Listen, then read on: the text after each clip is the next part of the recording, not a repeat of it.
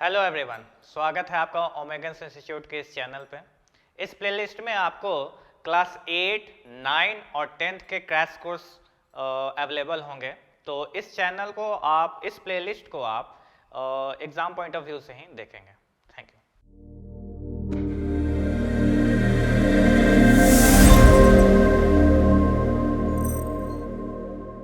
So hello everyone, आज हम लोग शुरू करने जा रहे हैं क्लास 8 के फिजिक्स का पहला चैप्टर और वो है फोर्स एंड प्रेशर।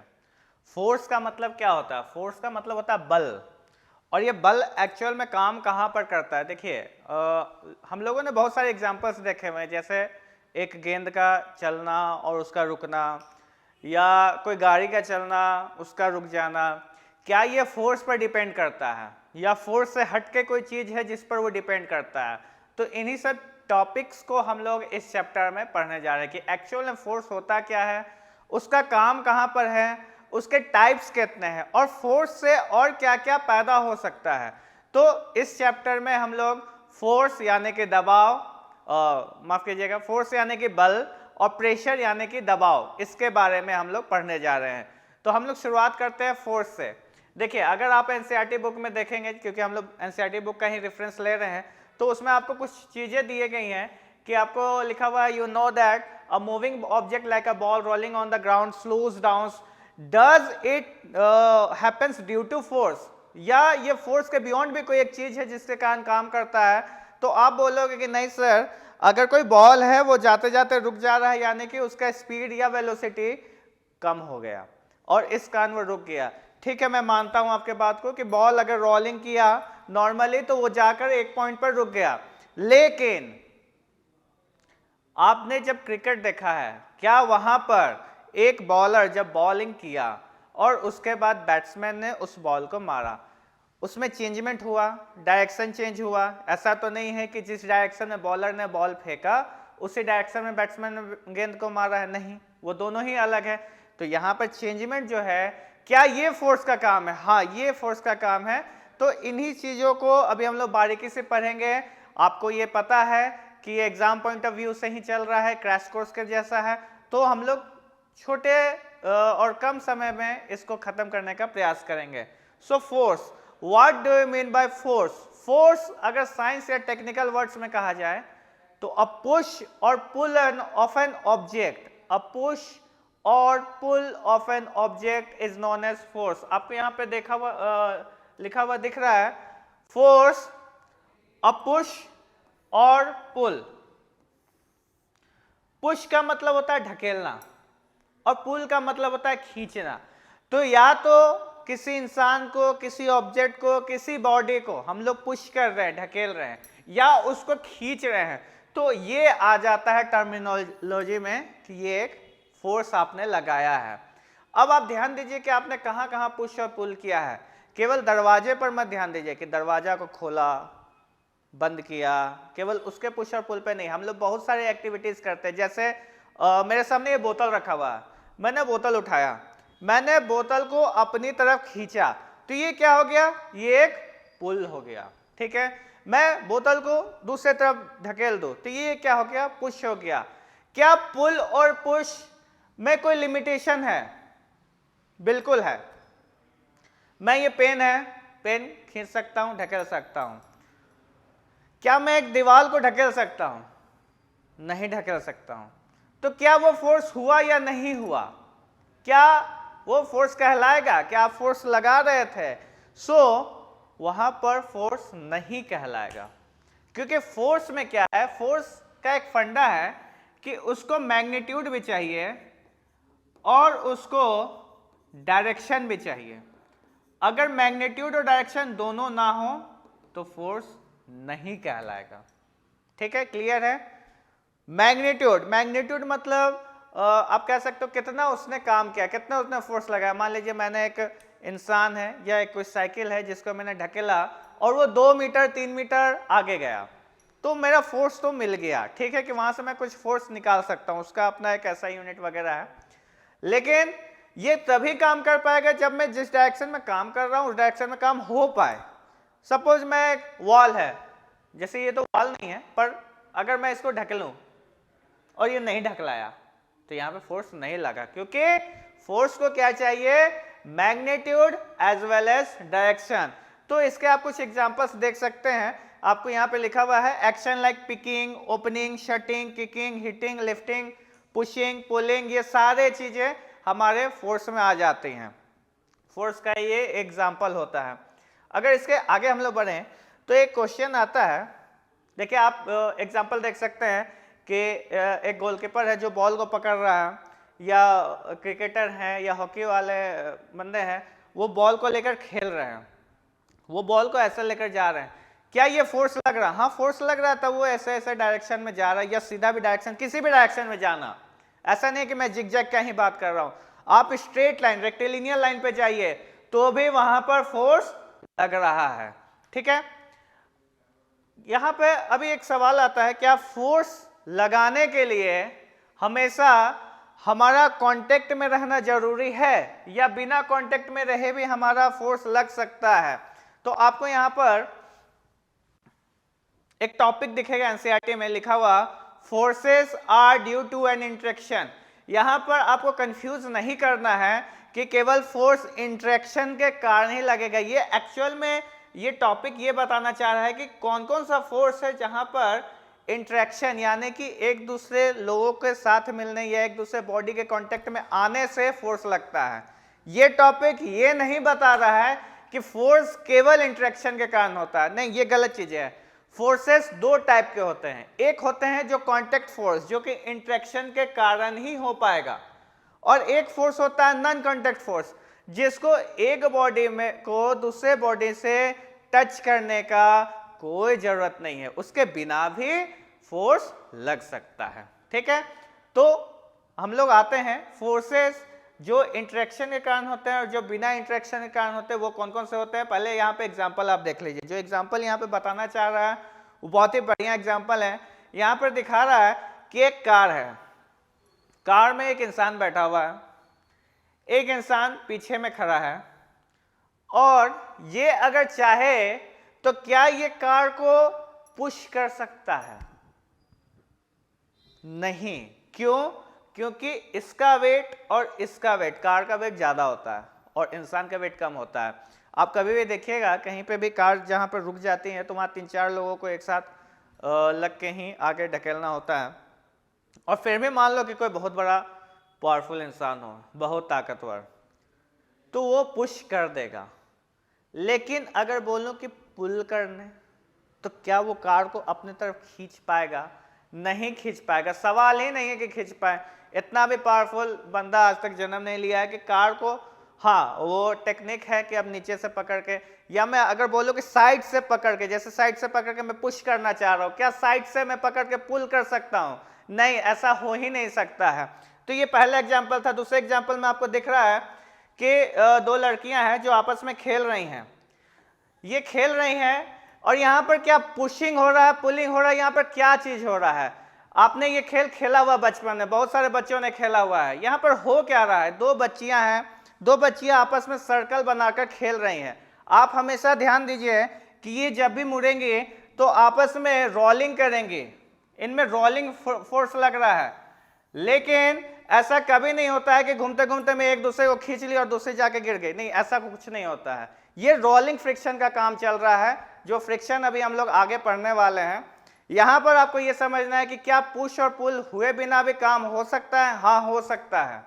जहां पर हमने ना किसी एक लड़की ने दूसरे को खींचा, ना किसी ने किसी को ढकेला, फिर भी हमारा काम चल रहा है।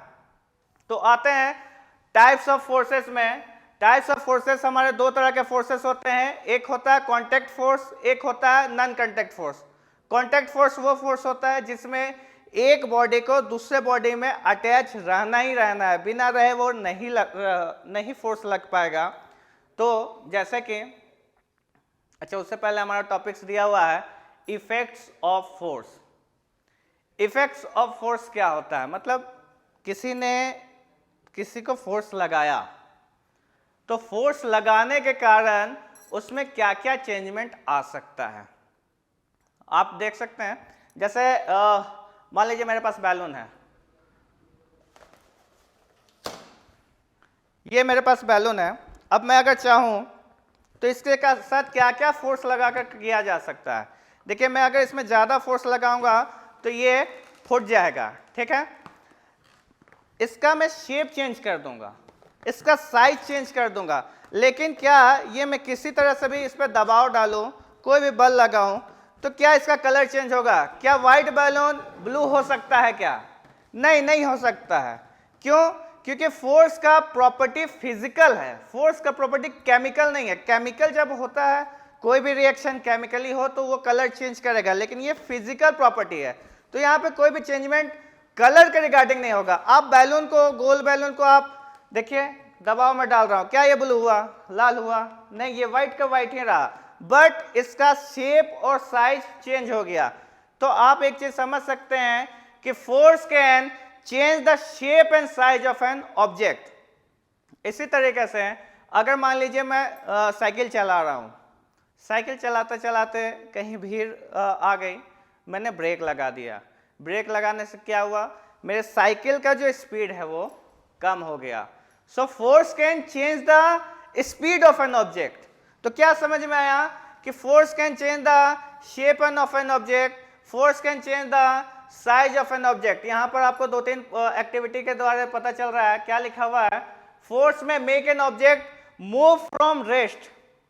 कोई एक ऑब्जेक्ट रेस्ट पे है, रुका हुआ है, उसको अगर मैं पुश करूं या पुल करूं, वो मूव करने लग जाएगा। जैसे आपके घर का दरवाजा हुआ, दरवाजा जब तक आप नहीं छू रहे हैं वो रुका हुआ है। ऐसा नहीं है कि दरवाजा अपने आप अंदर बाहर खुलना और बंद होना शुरू हो जाता है, लेकिन जैसे ही आपने उसे पुश किया या पुल किया, दरवाजा खुल गया।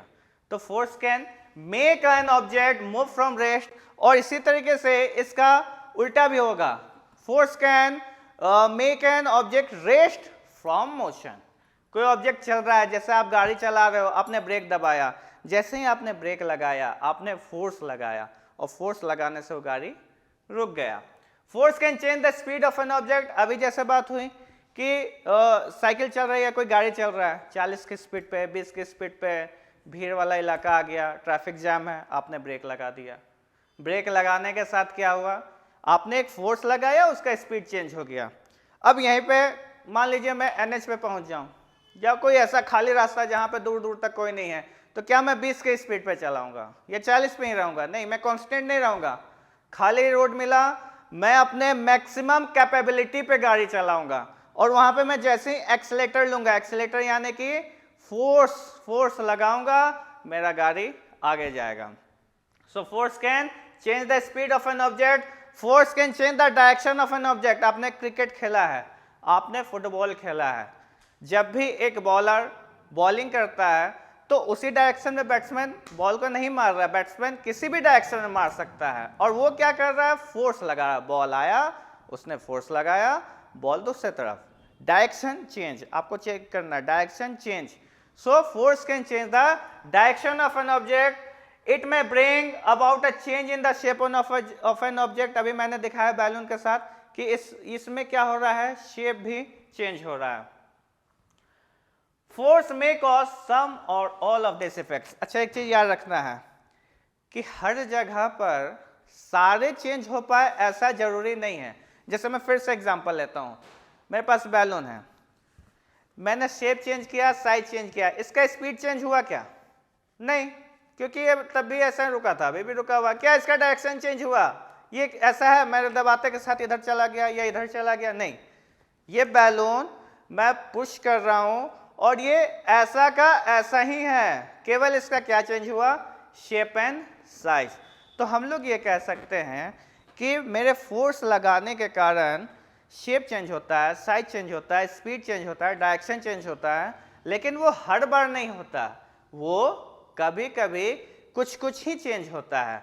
कहीं केवल शेप साइज चेंज हुआ, कहीं डायरेक्शन चेंज हुआ। जैसे मान लीजिए बैट्समैन ने बॉल मारा, क्या बॉल फट गया? नहीं। क्या बॉल का साइज चेंज हुआ? बॉल का केवल डायरेक्शन चेंज हुआ, बॉल का स्पीड चेंज हुआ, लेकिन उसका शेप और साइज जैसा था वैसा ही रहा। तो हर एक केस में ऐसा नहीं कि चारों का चारों या पांचों जितने टाइप्स आप जानते हो वो सभी लगेंगे, कहीं 2 लगेगा, कहीं 3 लगेगा। हो सकता है कोई बहुत बढ़िया बैट्समैन है, उसने मारा और बॉल फट गया, तो उसका शेप साइज भी चेंज हो गया।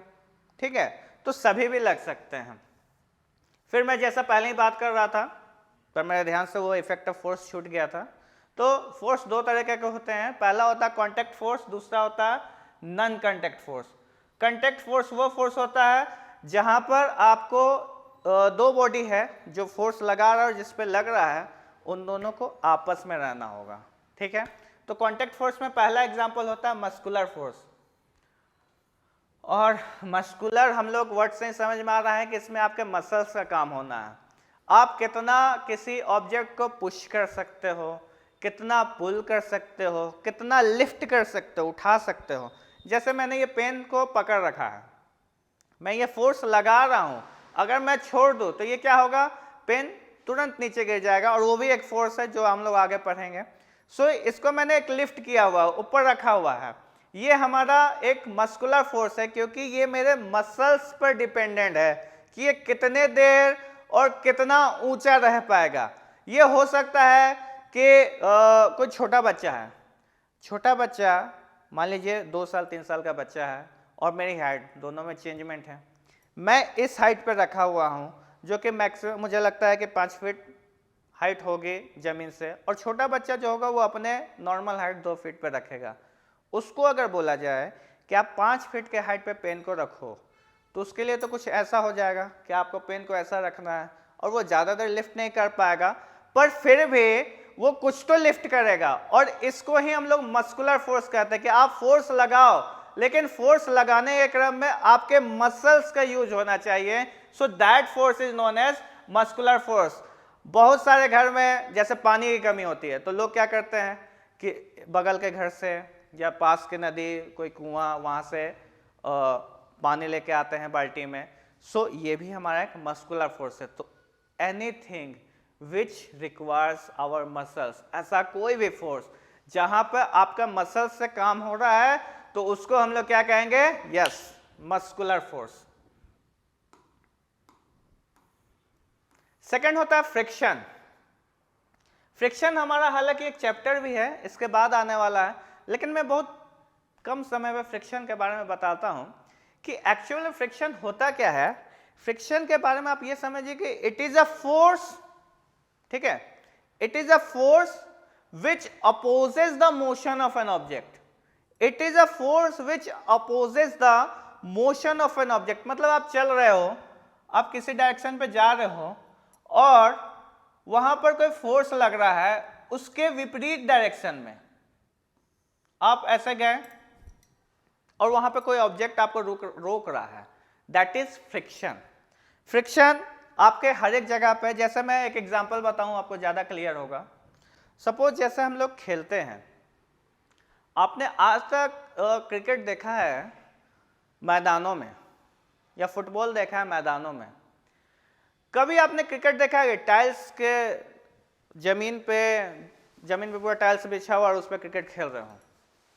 नहीं देख सकते हैं। क्यों नहीं देख सकते हैं? क्योंकि इसमें हमारा स्लिप करने का ज़्यादा चांसेस होता है, ठीक है। लेकिन आप मैदान पे जब देखते होंगे, जब खिलाड़ी हमारे गिरते हैं तो उन्हें चोट भी लगता है, पर वो मैदान में ही खेलते हैं। ऐसा कभी नहीं बोलते हैं कि सर बहुत चोट लग रहा है, क्यों नहीं हम लोग नीचे गद्दा बिछा के खेलते हैं ताकि हम लोग कितना भी कूदेंगे तो चोट नहीं लगेगा, ठीक है। क्यों? क्योंकि वहाँ पर फ्रिक्शन का यूज होगा। सपोज मान लीजिए आप दौड़ रहे हो, आप मैदान में दौड़ रहे हो, आप कोई ऐसे जगह पे दौड़ रहे हो जहाँ पे केवल बालू है, नीचे पूरा बालू बिछा हुआ है और आप दौड़ रहे हो उस पर, या आप कोई ऐसे जगह पे दौड़ रहे हो जहाँ पे टाइल्स है और उस पर दौड़ रहे हो। तीनों में आपको अंतर मिलेगा। क्या अंतर मिलेगा कि बालू वाले पाथ में आपको देखने को मिलेगा कि आप ज्यादा दौड़ नहीं पाओगे। आप मेहनत बहुत कर रहे हो, बहुत कोशिश कर रहे हो, लेकिन दौड़ नहीं पा रहे हो। वैसे ही टाइल्स वाले में आपको क्या मिलेगा कि आप हल्का सा मेहनत किए और ज्यादा आपको रिजल्ट मिल गया। और सोने पे सुहागा तब हो जाएगा जब इस टाइल्स वाले सरफेस पर आपको तेल गिरा हुआ रहे या पाउडर पूरा बिछा हुआ रहे। तब आपको क्या मिलेगा कि आप 2 बार बस पैर आगे बढ़ाओगे, बाकी 10-20 बार वो खुद बढ़ जाएगा, और हो सकता है आगे जाकर टकरा जाए, पैर हाथ टूट जाए, ठीक है। लेकिन ये मैदान में नहीं हो पाएगा। So friction works apparently opposite, ठीक है, opposite the force।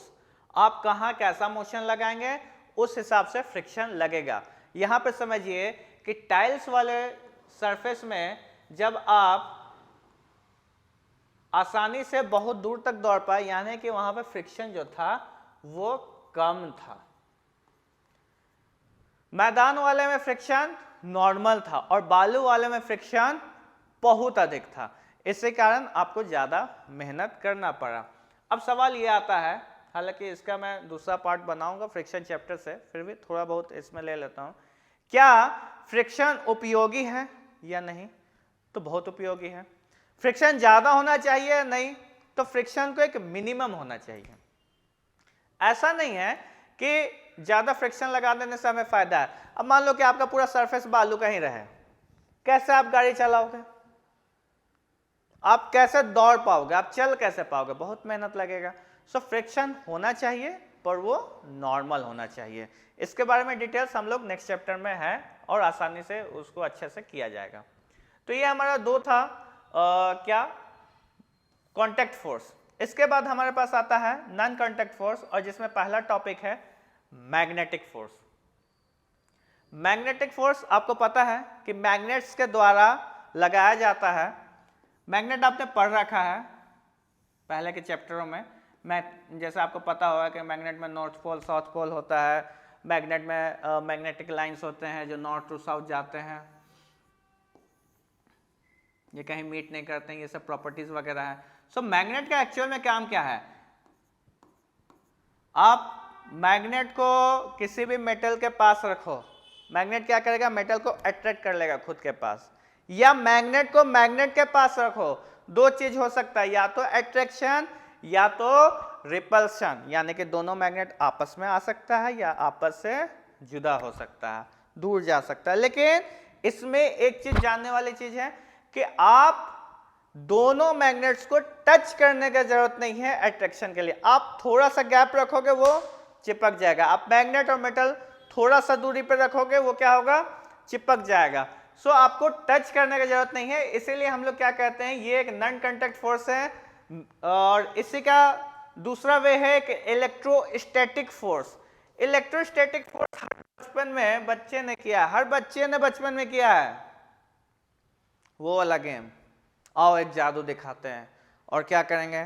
पेज को छोटा छोटा फाड़ के रखेंगे, स्केल से रब करेंगे बालों पर और चिपका देंगे। एक्चुअल में क्या होता है, इलेक्ट्रोस्टैटिक फोर्स में आपका जो भी पार्टिकल है जिसको आप रब कर रहे हो, जैसे हाथ हम लोग ये ठंडा में करते हैं ना खुद को गर्म करने के लिए, ये क्या है? एक्चुअल में हम लोग अपने पाम को रब कर रहे हो। रब करने से क्या होगा? ये हमारा पाम चार्ज हो जाएगा।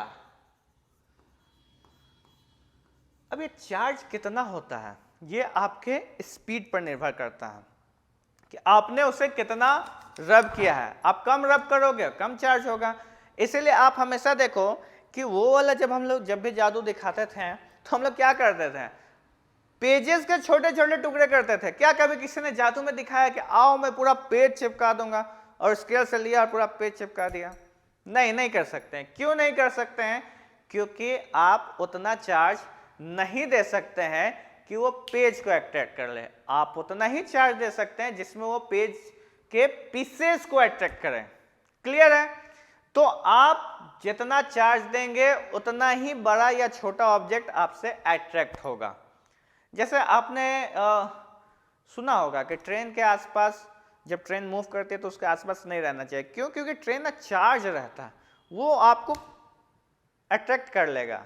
ठीक है, वैसे ही कोई भी चार्ज पार्टिकल अगर उससे कम पावर वाला चीज मिलेगा तो वो अट्रैक्ट कर लेगा। और इसमें भी हम लोग एक चीज जानते हैं कि स्केल को ऊपर ही रखना होता है पेज के ऊपर, और वो कांटेक्ट फोर्स में नहीं आता, वो हमारा एक नॉन कांटेक्ट फोर्स का पार्ट होता है। इसमें थर्ड आते हैं तो ग्रेविटेशनल फोर्स। देखिए मैं तभी बोल रहा था ना कि फोर्स जो है, ये मैंने जो बताया था एग्जांपल कि मैंने पेन को लिफ्ट किया हुआ, पेन को छोड़ दूंगा तो गिर जाएगा। एक्चुअल में जो फोर्स लगेगा इसका नाम हो जाएगा ग्रेविटेशनल फोर्स। और ग्रेविटेशनल फोर्स एकमात्र फोर्स है जो केवल पुलिंग जानता है, पुशिंग नहीं जानता है, जो केवल खींचना जानता है, ढकेलना नहीं जानता है। ठीक है, आप खींच सकते हो, दूर नहीं कर सकते हो। मैग्नेट्स में हमें क्या मिला कि मैग्नेट्स में प्रॉपर्टी है कि वो अट्रैक्ट भी करेगा और रिपल्स भी करेगा। चार्जेस में भी आता है कि वो अट्रैक्ट भी कर सकता है और रिपल्स भी कर सकता है, लेकिन ग्रेविटेशनल फोर्स एकमात्र फोर्स है जो केवल एक दूसरे को पुल करना जानता है, पुश करना नहीं जानता है। और ग्रेविटेशनल फोर्स हमारा ऐसे तो 9th क्लास में हम लोग के पास ये बड़े रूप में है, लेकिन यहाँ पे आपको छोटे रूप में बस इतना जानना है कि वो फोर्स जो अर्थ किसी भी ऑब्जेक्ट पे लगा रहा है, और अर्थ ही नहीं लगा रहा, सन भी लगा रहा है, मून भी लगा रहा है, हर कोई ग्रेविटेशनल फोर्स लगा रहा है। और इवन न्यूटन ने ये भी बताया हुआ है कि हर एक ऑब्जेक्ट एक दूसरे पे फोर्स लगाता है। तो खैर वो बहुत बड़ी बातें हैं, अभी आप बच्चे हो, क्लास 8 में हो, तो आपको ये समझना चाहिए कि ग्रेविटेशनल फोर्स वो फोर्स होता है जब अर्थ किसी भी ऑब्जेक्ट पर लगा रहा है और जिस कारण हम लोग सरफेस से जुड़े हुए हैं। अगर अर्थ एक बार ग्रेविटेशनल फोर्स लगाना छोड़ दे तो हम लोग हवा में तैरते हुए नजर आ जाएंगे। क्लियर है? So gravitational force is the force exerted by the earth due to which any particle or objects tends towards the surface of the earth। अच्छा, फोर्स के बारे में हम लोग इतना बात कर रहे हैं, फोर्स का एसआई यूनिट क्या होता है? सो फोर्स का एसआई यूनिट होता है न्यूटन। और ये कहाँ से आया है? तो ऑब्वियस से बात है, सर आइजैक न्यूटन, जो कि फिजिक्स में जिनका बहुत बड़ा रोल रहा है, उन्हीं के नाम पर रखाया है। What is the SI unit of force? So force का SI unit होता है Newton, which is denoted by capital N। ठीक है, ये छोटा सा टॉपिक था जो आपको समझना चाहिए। नाउ फोर्स के बाद एक चीज आता है प्रेशर। प्रेशर का एग्जैक्ट हिंदी मीनिंग होता है दबाव। जैसे फोर्स का होता है बल, सो प्रेशर का होता है दबाव। प्रेशर का ऐसा यूनिट होता है पास्कल। और प्रेशर के बारे में थोड़ा सा जानिए, समझिए कि प्रेशर एक्चुअल में होता क्या है। लोग बहुत तरह के बातें करते हैं, लेकिन आपको प्रेशर के बारे में जानना चाहिए कि प्रेशर एक्चुअल में होता क्या है। देखिए, मैंने कोई फोर्स लगाया, लेकिन उस फोर्स को लगाने में मैंने कितना एरिया यूज किया, that is pressure. Pressure is equal to force by area. यानी कि आप जितना ज्यादा फोर्स लगाओगे उतना ज्यादा प्रेशर तो होना है, लेकिन जितना कम एरिया में काम करोगे उतना ज्यादा प्रेशर होना है।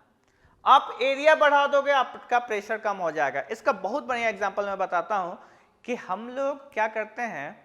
देखिए, हर कोई जब भी सोता है तो लेट कहीं सोता है। ये किसी ने नियम नहीं बनाया, किसी ने बोला है कि लेट कहीं सोना है, आप खड़े खड़े सो जाओ, आप बैठ के सो जाओ, जैसा सोना है सो, लेट कहीं क्यों सोना है? उसका एग्जाम्पल ये है, उसका रीजन ये है कि जब भी हम लोग लेटते हैं तो हमारा एरिया जो है वो बड़ा हो जाता है, और बड़े हो जाने के कारण, ज़्यादा हो जाने के कारण हम लोग का प्रेशर जो है वो कम लगता है। ठीक है,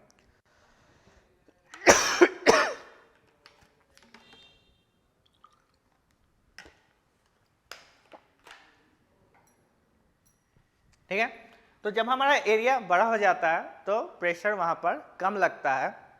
पर अभी देखिए, जैसे मैं खड़ा हूं, आप खड़ा हो जाओ तो आपका स्टैंडिंग एरिया जो है, आपको जो केवल फीट का एरिया ही माना जाएगा कि वो टच है, ऊपर के एरिया से मतलब नहीं है। तो यहाँ पर प्रेशर क्या हो जाएगा, आपको ज्यादा लगेगा।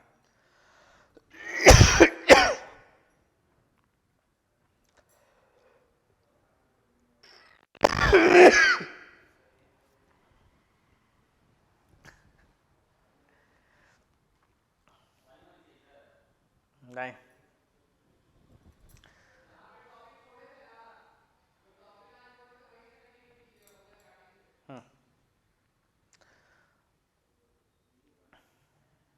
तो जब हम लोग खड़े होते हैं तो क्या होता है कि आप देखिए, आप कभी भी खड़े हो जाइए तो आपका स्टैंडिंग एरिया जो है केवल वही आपका सरफेस पे टच है, और सरफेस पे टच होने के कारण क्या होता है कि उतना ही एरिया आपको प्रेशर डिफाइन करेगा। सो आपका जब एरिया कम होगा तो प्रेशर ज़्यादा लगेगा, और ज़्यादा प्रेशर लगने के कारण क्या आप उस पर आप सो पाइएगा? खड़े खड़े नहीं सो पाइएगा। बहुत लोगों को आपने देखा हुआ बैठ के सोते हुए, क्यों? क्योंकि उसमें भी एरिया हमारा थोड़ा सा बड़ा हो जाता है। लेकिन अक्सर क्या होता है कि लोग हमेशा रात को लेट कहीं सोते हैं। तो आपको एक चीज यहाँ पे क्लियर हुआ कि जितना ज्यादा हमारा एरिया उतना कम हमारा प्रेशर, और जब हम लोग प्रेशर पूरा कम रहेगा तब ही सो पाएंगे।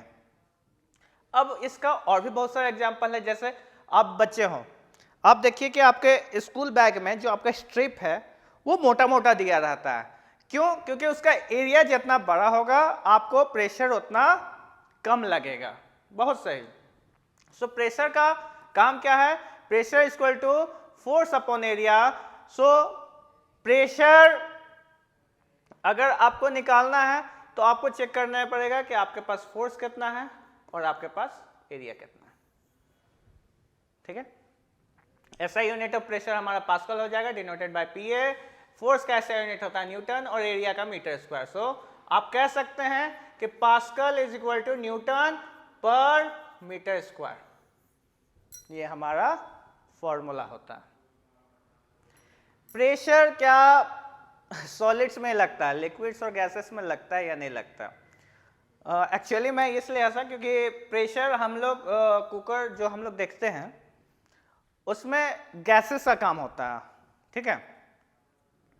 तो आप जब भी देखें, हमारी मम्मी लोग जब खाना बनाती हैं, चावल या दाल जब भी बनता है जो प्रेशर कुकर पे बनता है, तो एक्चुअल में वो ना बहुत ज़्यादा गर्म हो जाता है। और गैसेस या लिक्विड्स का काम क्या है कि जिस भी कंटेनर पे रहता है, आपने चावल बनते हुए भी देखा होगा तसली में या जो भी कंटेनर होता है उसमें, कि अगर उसके ऊपर हम लोग किसी चीज़ को तोप देते हैं, किसी बर्तन से तोप दिया जाए, तो पानी क्या करता है? ऊपर की तरफ फोर्स लगाता है और उस कंटेनर को हटाने का प्रयास करता है।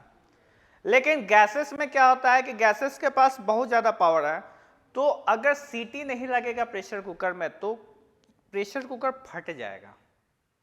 ठीक है? इसलिए सीटी लगाया जाता है। तो लिक्विड और गैसेस में एक चीज समझना है कि लिक्विड और गैसेस क्या करता है कि वॉल ऑफ द कंटेनर पे प्रेशर लगाता है, वॉल ऑफ द कंटेनर, और जहां से उसको लगेगा कि नहीं यहाँ पे कमजोर है, उस सेक्शन से वो निकलना शुरू हो जाता है। जैसे आप दूध भी अगर उबालोगे तो अगर उसको तोप दो तो पूरे वॉल पे अपना फोर्स लगाएगा, ऊपर नीचे सभी तरफ, और जहां उसको दिखेगा कि फोर्स लगाने से उसका काम बन सकता है, वो बाहर निकल सकता है, उस चीज से वो तुरंत काम करेगा और ऊपर वाले कंटेनर को हटाएगा। ऐसा नहीं कि नीचे पूरा फोड़ देगा, नीचे तब फोड़ेगा जब ऊपर भी पूरा पैक रहे, नीचे भी पूरा पैक रहे, कहीं से भी फोर्स निकलने का, कहीं से भी लिक्विड से गैसेस को निकलने का जगह नहीं मिल रहा है तो वो पूरा ब्लास्ट कर देगा।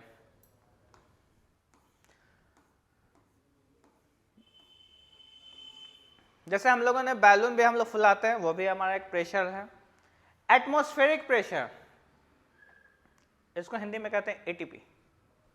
एटमॉस्फेरिक प्रेशर नाम से समझिए कि एटमॉस्फेयर में जब हम लोग प्रेशर लगाते हैं तो उस चीज़ को हम लोग क्या कहते हैं? Atmospheric pressure. और हम लोग प्रेशर नहीं लगाते, एक्चुअल में एयर प्रेशर लगाता है। देखिए, हर एक घर में खिड़की हो ना हो, वेंटिलेशन होना चाहिए। आपने ये वर्ड सुना होगा, खिड़की हो ना हो, वेंटिलेशन होना चाहिए। क्यों? क्योंकि देखिए, जैसे अभी हम लोग एक रूम पे हैं और सांस ले रहे हैं, तो जब इनटेक आउटटेक कर रहे हैं, इनटेक कर रहे हैं तो कूल एयर अंदर जा रहा है, आउटटेक कर रहे हैं, जैसे ही आउट कर रहे हैं तो क्या हो रहा है कि गर्म एयर बाहर निकल रहा है। और गर्म एयर जब पूरे रूम में फैल जाएगा तो उसको जाने का कोई जगह चाहिए। तो गर्म एयर क्या होता है ना, हल्का हो जाता है, और हल्का होने के कारण वो वेंटिलेशन से बाहर निकलेगा। वो आपके खिड़की से बाहर नहीं निकलेगा, खिड़की से ठंडा एयर अंदर आएगा और वेंटिलेशन से गर्म एयर बाहर जाएगा। तो ठंडा एयर अंदर आए ना आए, गर्म एयर भेजना जरूर चाहिए। और इसको आप समझिए, एटमॉस्फेरिक प्रेशर में एयर एक प्रेशर लगाए हुए, एक दबाव लगाए हुए है। आपने सुना होगा कि जब भी लोग माउंटेन्स पे जाते हैं तो अपना ऑक्सीजन सिलेंडर लेके जाते हैं। क्यों? क्योंकि ऊपर में जाके ऑक्सीजन की कमी हो जाती है और ऑक्सीजन की कमी हो जाती है, इसका मतलब क्या समझ में आया कि ऊपर में ऑक्सीजन नहीं होगा, तब तो कमी हो जा रही है। यानी कि हवा क्या है, एक दबाव बनाए हुए है ऐसे, और ऐसे जब दबाव बना हुए है तो यानी कि जितना ठंडा हवा वो नीचे है और जितना गर्म हवा, क्योंकि गर्म हवा हल्का हो जाता है तो ऊपर चल जाता है, तो वो ऊपर में है। सो यहाँ पर क्या दिया, the pressure exerted by the air is known as atmospheric pressure. और मुझे लगता है कि अब यहाँ पे हमारा टॉपिक्स खत्म हो गया है। तो अगर आपको इस सेक्शन से रिगार्डिंग कोई भी डाउट हो, इस चैप्टर से रिगार्डिंग, क्योंकि मैंने बोला कि एक क्रैश कोर्स के जैसा है, तो छोटा सा मैंने वीडियो बनाया है, तो आपको एग्जाम पॉइंट ऑफ व्यू से इसमें देखना है और इससे रिलेटेड कोई भी डाउट हो तो आपके लिए हमारा कमेंट बॉक्स हमेशा खुला हुआ है। आप भर के सवाल पूछिए, जितना भर के सवाल पूछ सकते हैं पूछिए, हम लोगों को खुशी होगी आपको इसमें जवाब देने के लिए। तब तक के लिए थैंक यू।